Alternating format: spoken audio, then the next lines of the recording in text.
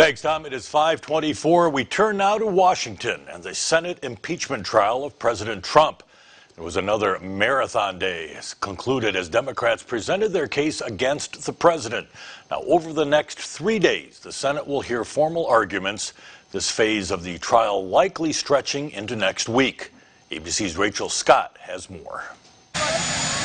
As his Senate impeachment trial stretches into the evening, President Trump returned back to the White House from his foreign trip, ignoring shouted questions from reporters. Just down Pennsylvania Avenue on Capitol Hill, the Democratic House managers on the floor, opening their case against him and making an appeal to their Republican colleagues.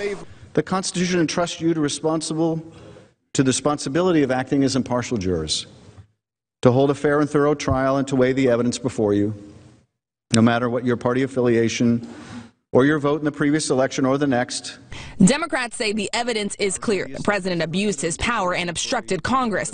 The president's defense disagrees. We're going to respond, of course, to what the House managers have put forward, and we are going to make an affirmative case defending the president. Democrats still insist there is more to uncover, but their repeated attempts to subpoena witnesses and documents before today's opening statements failed. The amendment is tabled. The amendment is tabled. The amendment is tabled. That pivotal question over witnesses punted until both sides complete their opening statements.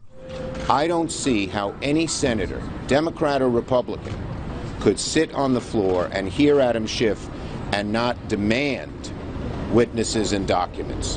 Democrats are holding out hope that 4 Republican senators will vote across party lines to meet the simple majority threshold needed to subpoena witnesses. But other Republicans already have their mind made up. And one of the realities that's already setting in is just a few hours into their opening arguments, they're already repeating the same points they made for 13 hours yesterday. And all eyes will be on a group of moderate senators who have already proven to have some power in how this impeachment trial plays out. Republican Senator Susan Collins pushed for changes to allow existing evidence to be admitted, and the rules were revised. Rachel Scott, ABC News, Capitol Hill.